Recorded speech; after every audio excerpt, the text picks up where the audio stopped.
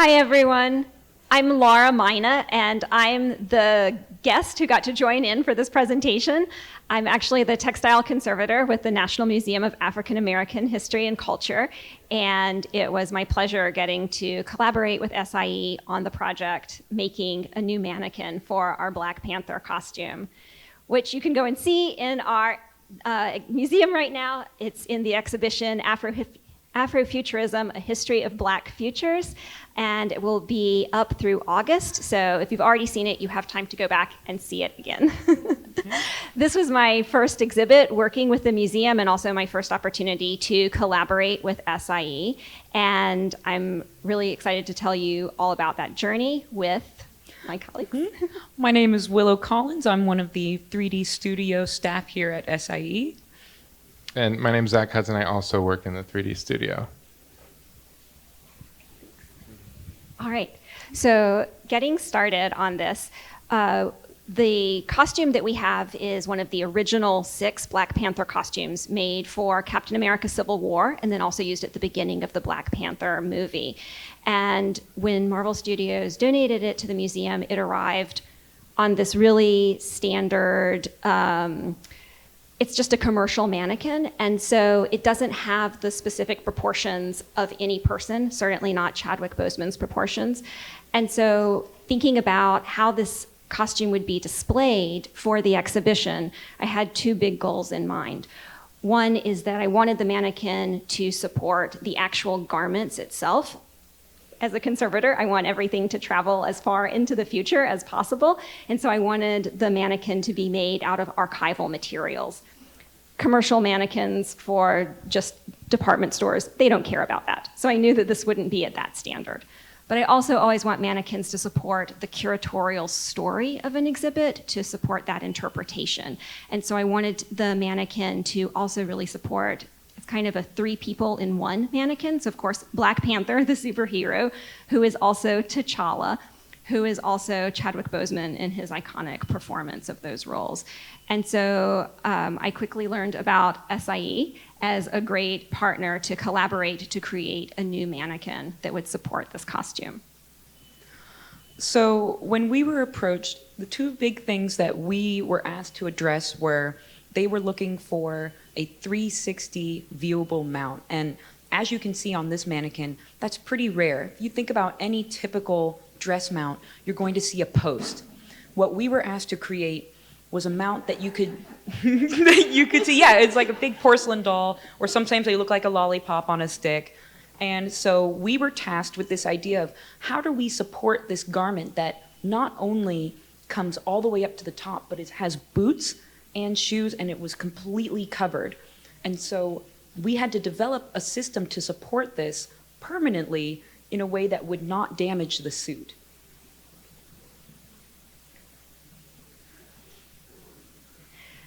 So understanding the specifics of that costume was a big part of the planning process. And some of it I could see when the costume arrived, and then the 3 of us worked together to undress it off the mannequin, and of course we learned so much more through that process.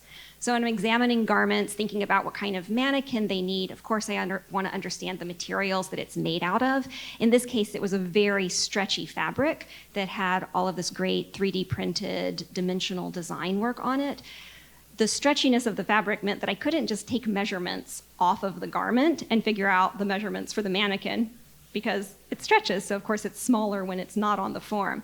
All of those dimensional elements also meant that the proportions of the mannequin needed to be just right, because those design elements needed to fit on the body in really specific places.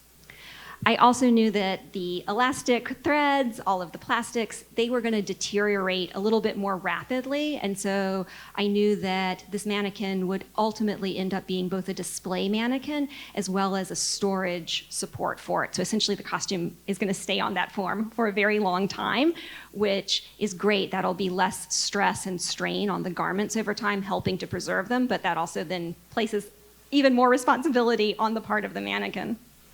Looking at the garments too, I also wanted to make sure I understood all the access points. How am I going to get limbs for the mannequin into and out of the costume in a way that's not creating more damage?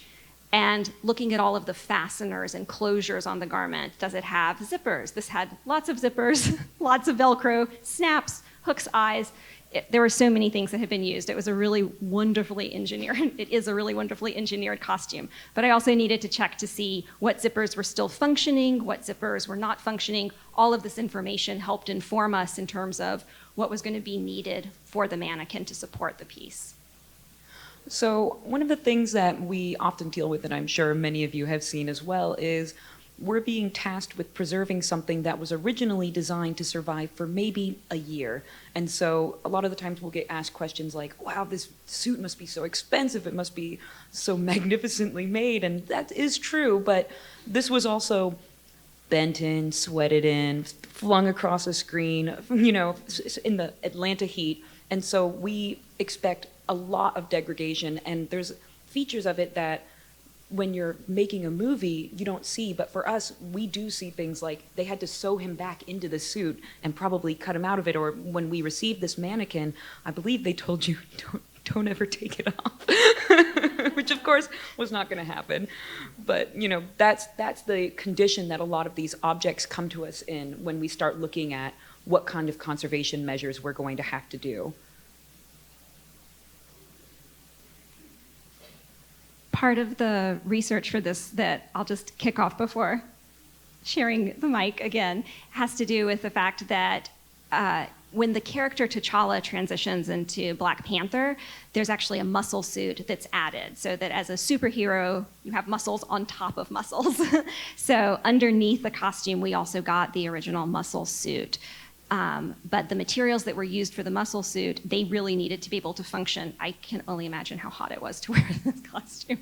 But they needed to function in one particular set of ways. And now in a museum, we're asking it to do something really different. So all of the plastics that had been used for the muscle suit were already deteriorating. It was sticky, it was crumbly.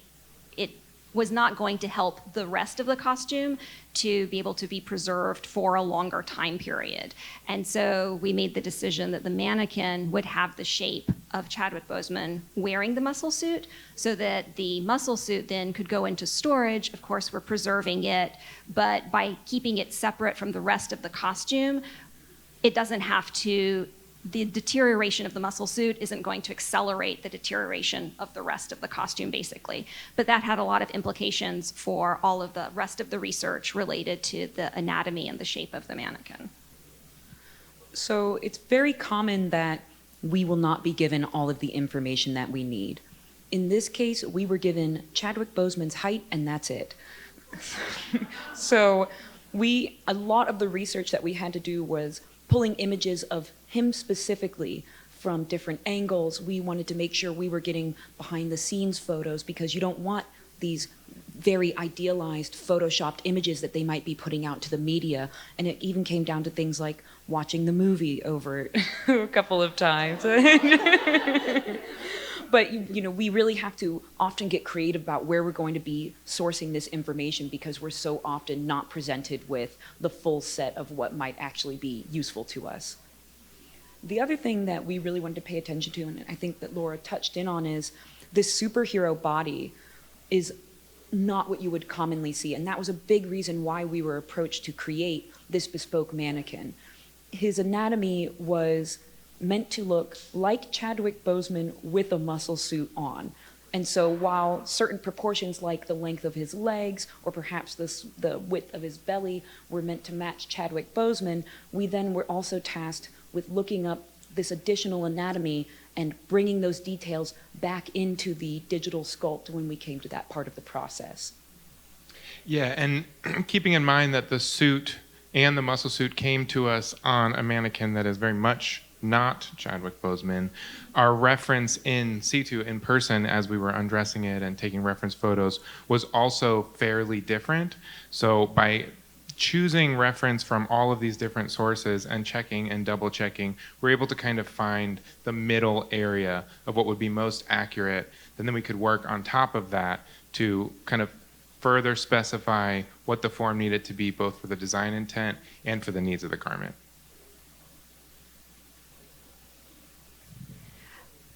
So one of the advantages of the timeline for this project is that the exhibition design had already been thought through, and so we knew exactly where the mannequin would be placed in the gallery, and we knew a lot of other information, for example, the height of the platform that it would stand on.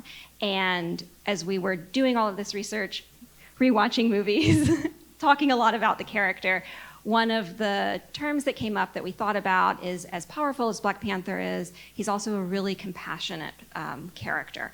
And it occurred to me that if the mannequin standing on this high platform had its head looking straight in front of it, it might feel a little aloof, which might not be aligned with the story that the mannequin needed to tell. So we suggested that the mannequin head be lowered very slightly. And so when you go into the gallery, I'm hoping you've already been to see it, and so you'll nod your head and be like, yes, I had that experience. But when you go into the gallery, when you stand in front of the mannequin and you look up at Black Panther, it does really feel like Black Panther is looking back at you and making more of a personal connection, which again, supported the mannequin wanting to support the story as much as the mannequin wanting to support the garments. And we touched in on it a little bit on it in the last slide, but one of the things you can really see now that you're actually able to see the final mannequin is one thing that we're able to achieve with these bespoke mannequins is that we can change the pose. We can add in a little bit of that asymmetry that everybody has when they're naturally existing. And we really felt that that brought a little bit of that liveliness to the mannequin.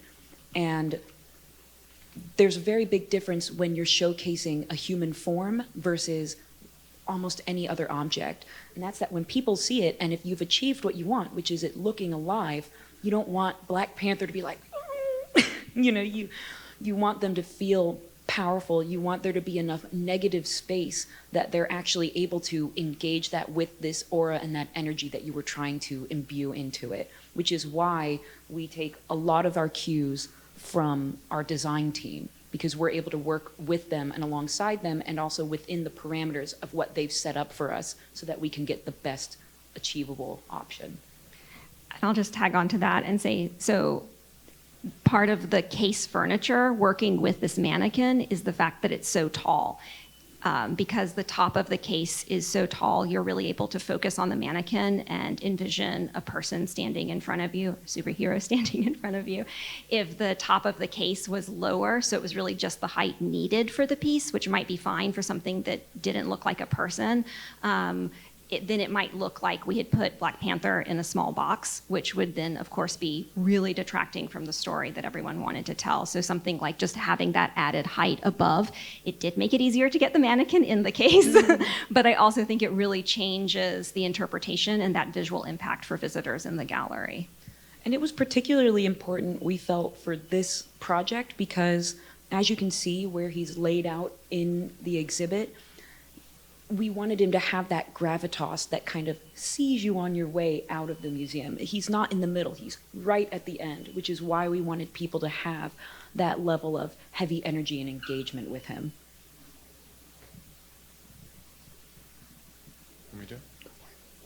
So in coming up with a workflow to achieve all the things that we've just talked about, we elected to go with a scanning forward approach.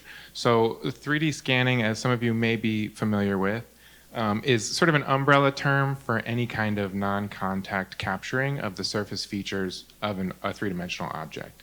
It's used very often in conservation conditions where you can't really touch the object, it might be particularly delicate.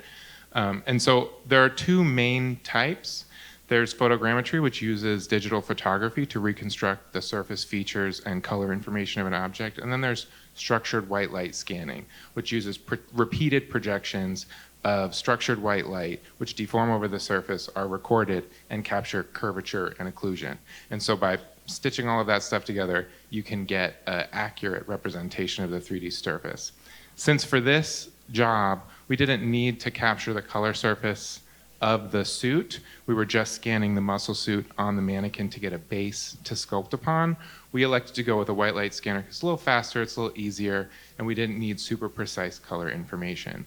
So we went and used our Peel 3D scanner, which is a handheld white light scanner, and allows us to take images over the whole body of the mannequin, which you can see in front of you, and specific detail areas. So because light is the medium through which 3D scanning data is transmitted, anything that distorts light will distort your data. So anything like high degree of specular reflection or refraction will undercut the accuracy of your data. So if you look at this mannequin, you can see the surface of the head, highly round, highly reflective, doesn't have a lot of other surface features for us to work with. So that might be an area where we have a lot of noisy information, ruins our model. If you look at the hands of the mannequin, you can see it's got a lot of long, sort of skinny protuberances, might be a lot of shadowing and reflection. So by using this technique, we were able to take an overall scan of the suit on the mannequin to get a fairly accurate overall picture and then modify portions of the mannequin. So we put stocking net over the head, which is this cloth material here, to mattify the surface and allow us to capture that round, regular surface without a lot of detail.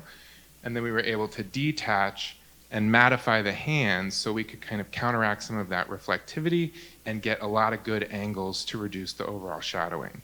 So by choosing this approach, we were able to kind of break it up, scan a lot of the details, and then put it back together to get a nice, solid, overall full body mesh for us to work on developing the design. So mesh stitching is when we take these several different scans that we've had, and they are oftentimes incomplete, meaning that if I was to throw it on a 3D printer, it would destroy itself. It would be a whole mess. But so what we ended up having to do was actually take several of our different scans, the head, the body, and the hands, and stick them back together during our digital manipulation phase. And this was really when the collaboration took off. So you can even see in this photo, Laura came and sat down with me, and we looked at the reference photos, we pulled and we pushed this model and made it fit these photos of Chadwick Boseman in the original outfit. And during the scanning process, it was actually a huge godsend that the suit covered up most of his body. Because he was on a shiny mannequin, it meant that we didn't have to go back and replicate a lot of that information. So we were able to start with pretty decent data. And sometimes when you're pulling in a scan, it can be really, really dirty, and you have to do a ton of cleanup. And this, everything comes with its own its own stuff. But we were able to really mix those features together and maintain a lot of what the original suit was giving us, which was ultimately our goal. And the final product of that process is essentially a mesh of triangles representing the surface, and that becomes a really solid foundation for Willow and Laura to then sculpt detail upon to accentuate certain features or to correct maybe anatomical problems that are introduced by the mannequin being the wrong size, and also to manipulate the mesh in a way that allows us to remove portions that would otherwise be needed for an accurate representation of the human body, but we wanted to reduce the bulk of, to reduce pressure on the garment. So by doing it this way, we got a nice solid base to work off of, and then we could add all of those subtle customizations to achieve this kind of balance between appearance and long-term stability. And that's really where a lot of that artistry comes in as well, is it's not just make this look like Chadwick Boseman. We have to be thinking several steps ahead, knowing that it's going to be milled out, knowing that it's a rigid form that has to protect our object. You don't want there to be things like undercuts underneath the arm. And so that's the kind of thing that you have to really use your imagination and look beyond what your body, what you want to put in, which is an exact replica, and you have to think of it as a mount because the object always comes first. So at this stage, we have an accurate base mesh. We've sculpted in some of the additional details that we want to maintain that balance we've been talking about. And we've selected our fabrication materials in consultation with our conservator. So for this project, we used ethifoam, 200 weight ethifoam, which we felt was, first of all, conservation stable over time, and also a nice balance of rigidity, flexibility, and machinability.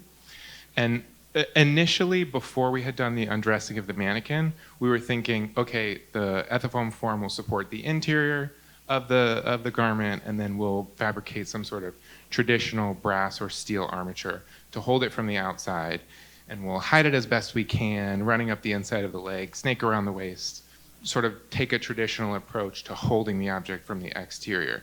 Now, because we were able to collaborate with Laura on the undressing process, we identified a hole in the left boot in the heel about an inch wide.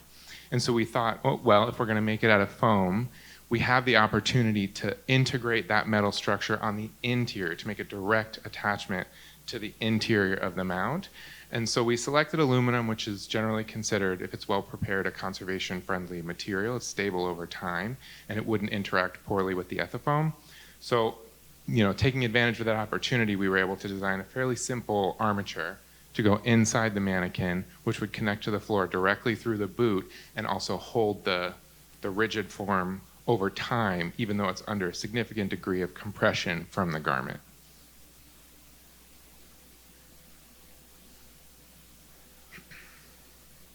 So now we have our finalized form, we have our approach to mounting, and we have to take that finalized form and prepare it for actual fabrication. So we know the material we're going to use is about a 2-inch thick slab of ethafoam. First we have to take our mannequin and we have to cut it up into 2-inch slabs so we can see, okay, if this is going to be machined out of that material, here's what that would look like.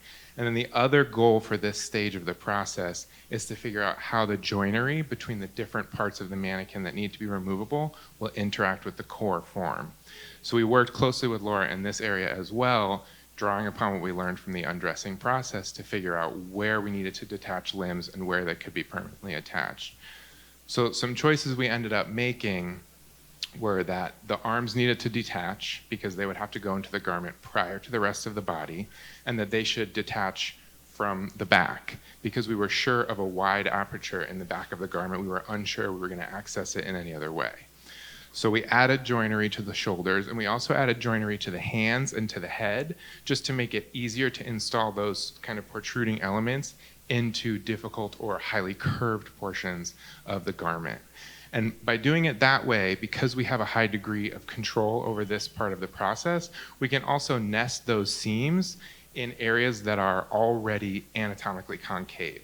So rather than breaking at the shoulder, like you see in many commercial mannequins, which can create a seam that transfers through the garment, which is sort of aesthetically unpleasing and can also be damaging, we elected to break the arms off underneath the trapezius muscle and behind the scapula. So that whole muscle mass, that whole anatomical mass, which forms a portion of the silhouette, actually slides in and out for this to kind of get a balance between nice rigid joinery and a good final appearance.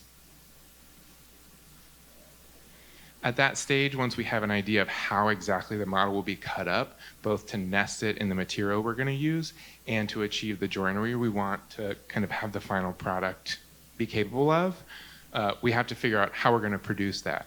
So in this case, we elected to use a flatbed CNC router. So CNC is just computer numerical control. It just means you use a computer to assist you in controlling the function of the machine. It allows you to cut large things, complex shapes. It does all the math for you, essentially. So when we were setting this up for that stage, we had to figure out what are the limitations, not of the material, not of the model, but of the machine. And because this is moving a straight cutting tool in 3 axes over a flat bed, it means any concave or convex shape can be cut by the machine, but nothing that has undercuts. Because anytime a straight tool will try to cut the most extreme portion of that curve, it will cut through your protruding portion of the top curve that you want to keep in your material.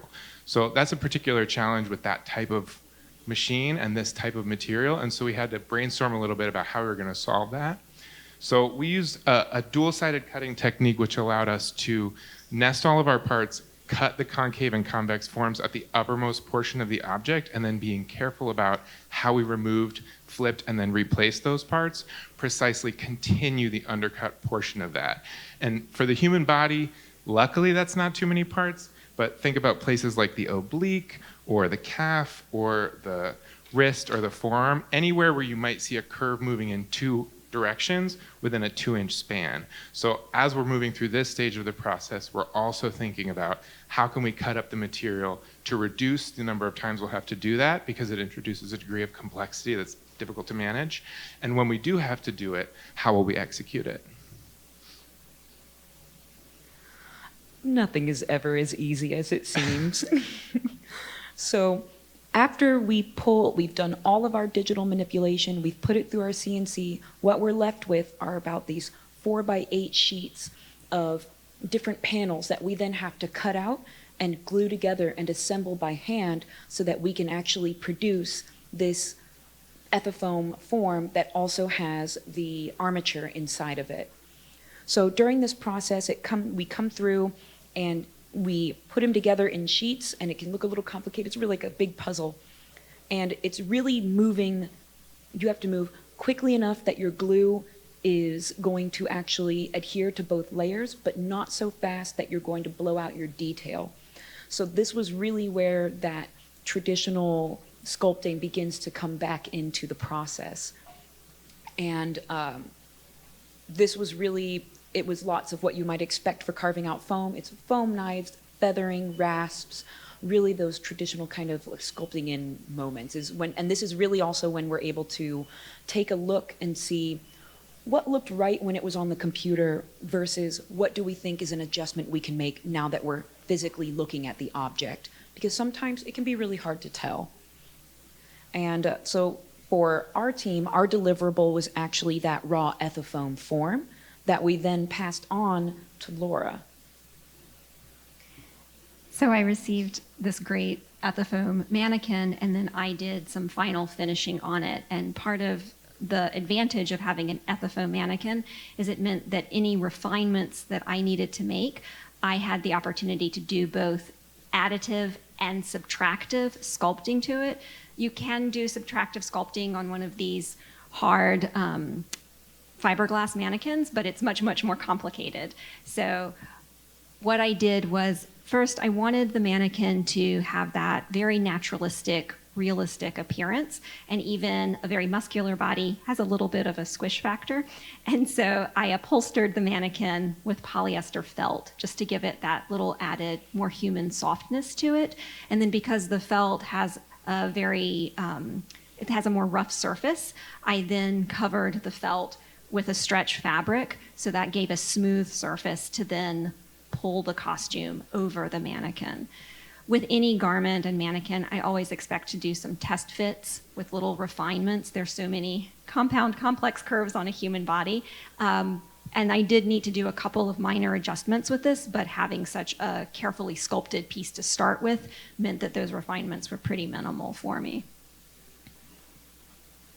And this is the whole team assembled. I think trying to put clothes on mannequins or toddlers, it's always best if you have a team to help you with that endeavor. So it took a team of us to get the mannequin redressed, but all of those thoughtful details that had been built into the process made such a huge difference. So there's part of the bodysuit that has to pull over the head, and during the undressing, that was a point where it was very stressful, both literally for the fabric, but also mentally for those of us doing the work. And having the head detach from the rest of the mannequin meant that there was no longer that kind of stress there. And also the new attachments for the arms, all of that just simplified the process and made us able to better care for and handle the piece. And I'm just going to have to say I love this side-by-side of the costume on just the generic mannequin versus the costume on the bespoke mannequin. And one of those details that I'll just call your attention to is the placement of where the design elements hit the body. And you can see how, of course, the designers for the costume really placed all of that very specifically for Chadwick Boseman. And by having a mannequin that was to his proportions, we were able to honor all of their work and artistry and have that design look the way it needed to look. I'll also point out that you can really see what a difference it makes to have a mannequin that has a lot of subtle asymmetries built into it. So the commercial mannequin is much more symmetrical, and so it gives a much stiffer, less natural appearance in that way, whereas the custom mannequin has all of these really subtle asymmetries built into it, and that's part of what gives it that much more naturalistic appearance. I would also say that when you're able to look at these two pieces next to each other, even these static features like the 3D printed face the expression is different because it's informed by the musculature and because it's informed by the pose. And the future applications is really where SIE, we get really excited. This is where we really like to geek out. So take it away, Zach. There are so many options. Yeah, so I think this is sort of an iconic costume, but it's easy to imagine a lot of different applications. If you have a collection that is garments from a very specific time period where the body shape was highly idealized in one specific way, that's one really kind of excellent application for a really bespoke custom mannequin. I think there are people out there who are doing that, but it tends to be extremely pricey, and it has a lower degree of modularity and a lower degree of customization than we were able to achieve with this process because of the hand sculpting stage. So I think that's one example. I think also atypical body types, it can be difficult. I mean, and every body is atypical, so that can be a frustrating concept to get over when you're buying mannequins, is almost nobody looks like those idealized forms. So unless it was clothes that was never worn by a person or wasn't made for a real person, they often don't fit very well. So increasing the range of body types that you're able to represent with bespoke mannequins, I think, is a really exciting feature. And I think also if you have a lot of a single person's garments or a lot of purpose-built garments, it can be helpful to develop sort of a bank of digital assets. So up until the point of fabrication, we're working on and trading back and forth digital files, which are easier to store and have a small footprint and can also be replicated and manipulated going forward. So every stage of this process is producing digital assets that you can then use again or form as a base for new projects in the future to just try to make things a little cheaper, a little easier. So I think there's a lot to be explored there. And you know, each of you coming from different collections, I'm sure will have lots and lots of ideas. So come talk to us after. But another exciting example is the limbs for this are posed fairly subtly because we wanted to keep the pose fairly subtle. But if you wanted a really dynamic pose for display and a simplified pose for storage, you wouldn't have to have two separate mannequins. You might just need two sets of limbs. So I think that's an additional area where being able to control exactly which parts are modular based on the needs of your collection can really be kind of a long-term asset when you're building your collection of mannequins, display mannequins. And one of the really powerful things, I'll toot his horn, that Zach did when he was collaborating and coming up with this type of joinery is, if you've ever used a commercial name that shall not be named type of mannequin, they've got those sort of little ball attachment arms. And if you want it to hold its arm up, there's just no way you're going to get that. And so what this allows for is we can put them in highly dynamic poses. We can do something like if you had an athlete and you wanted 1 foot up, we can create the armature that goes inside it. And so they can have these really gravity-defying poses. And on top of that, the way that the joinery works together is it's able to take on a great deal of pressure and it won't slip over time. These can be showcased for quite a long time without expecting any level of pull or sagging that you might expect from other types of joinery. Right, so when we choose Ethafoam, typically we're choosing it for a crating and storage application. That's because of the way it responds to compression. But when you machine that closed cell foam, it opens up the exterior layer of those kind of closed cell bodies, and that creates a really frictive surface. So now you have the combination of a really compression resistant material that also is extremely frictive against itself. You're not adding adhesives, you're not adding additional mechanical attachments, you're still working with the exact same like base material, which from a conservation approach just keeps things simplified. And by building the joinery in such a way as to maximize both of those features, you can have joints that are fairly spatially simple, but are extremely strong. They can bear weight at a large degree of cantilevered force, or can be in an awkward position, and can be embedded essentially anywhere in the material. So I think that is something we're sort of just now experimenting with the full range of applications of that. But I think that combination is a really fruitful one that is exciting fabrication-wise, but also keeps things simpler for conservators. I would just like to point out this is a drawing Chadwick Boseman did of himself as Black Panther. So if anybody has any questions, we open it up. Yes. May I bring you the microphone? No. Okay. Do you have a sample Yeah, so we have a sort of early prototype of the joint. You can see how strong it is. An early prototype of the joinery you're asking about here. So we use a really simple dovetail joint, which if you've ever looked at how your furniture is constructed, if you have an older piece of furniture, very common way of making a right angle join between two pieces of wood. By using that same basic shape, but embedding it in the material, we get an extremely strong connection that is very unlikely to pull out, can bear a significant amount of weight. And by manipulating the tolerances here, so the gaps, either by wrapping it in something, pre-compressing it, or just cutting it to have a little more room, you can control how difficult it is to get in and out. So for this mannequin, we kept them fairly tight because it's going to be essentially a permanent installation. So rather than risk sag over time by leaving wide gaps, we kept them quite tight. And I think you felt it when you were putting it together and dressing it. But over the course of the garment's life, I think that will really be a boon, and it won't be as likely to sag under continued compression.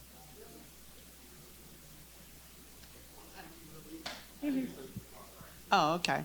So as I was standing there making my personal connection with the Black Panther, I was just wondering, is the material relatively heavy or relatively lightweight? Oh, you can take this one. The clothing. The clothing is not heavyweight at all. It would feel like, I think it would feel like wearing the kind of really specialized swimsuits that Olympic athletes wear. So you'd have a little bit of compression, but it would really just be pretty lightweight in that way. And the headpiece also is a pretty lightweight plastic. I think the greater challenge of wearing that outfit with the muscle suit would just have been heat more than weight. And the muscle suit itself had a lot of additional musculature kind of sewn in out of a variety of materials. I imagine that as they were prototyping it, they put some in, and then later when filming, they realized, oh, this muscle should be bigger or should seem firmer, and sewed more in. And I think that part seemed like the least comfortable. Yeah, I suspect the muscle suit was less fun to wear. Anybody else? No questions? Oh, one more.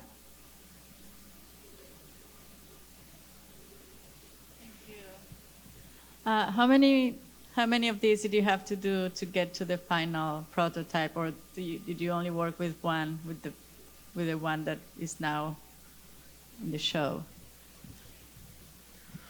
So the product that you saw was actually the first one that we made, and we almost always when we're doing a project, we give ourselves space for snafus happen. Prototyping. But no, so one of the fantastic parts about this workflow, particularly the digital manipulation side of the workflow, is that it allows us to head off those issues you might face when you're traditionally making a mannequin. And that's one of the parts. And the best part is, if we do find that there's an issue, we can go back in and we can manipulate that file earlier on in the process so that we can continue to make those replicable models. Yeah, so we just made one. Yep. Just the final one. And one prototype.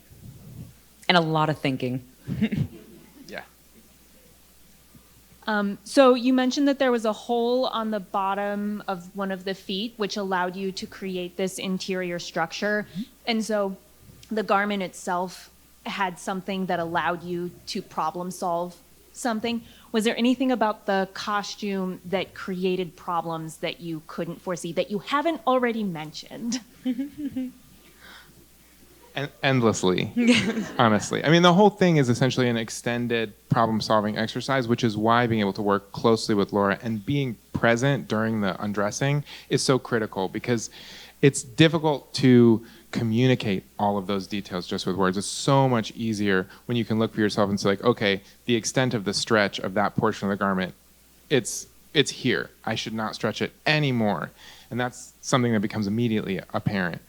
So I think that allowed us to kind of consolidate a lot of that problem solving into that specific area and then target what we wanted to build solutions into the mannequin's design. So for instance, how the arms would attach, that the arms would break so that they could install first in the garment, whether we were gonna slice the hands so the fingers could go on the glove first or not. How would we handle the foot shape, right? Like, can you imagine putting on a stiff rubber boot without bending your toes? Like, but a mannequin doesn't have bendable toes. So all of those areas are problem-solving points that we could kind of focus on because we were able to collaborate. Otherwise, I think the amount of back and forth would have been unmanageably huge, and the final product would have reflected that we weren't able to anticipate all of those problems in the early design phase. So there were certain features that when we were first looking at the undressing, we wondered if we would need to incorporate. The thing I remember the most is there was a small metal clasp on the front of the chest that I believe the muscle suit attached to. And so it was those sorts of things that we have to look at and go, as a garment, it's important, but for what we're creating, because it's not someone who's, really it was there to hold it up while he's moving and stuff. Because we know that he's not going to do that, we can support those features with the mannequin underneath. So if you're thinking of, there's little tiny things that we are able to omit or work around because of the application of a mount versus a working suit. Yeah, that answers your question. Anybody else? Okay. Thank you, guys. Okay, thank you.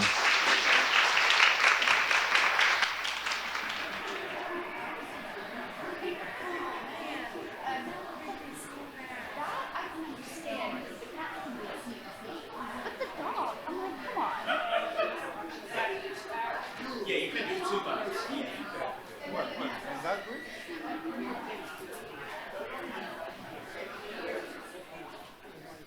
30%.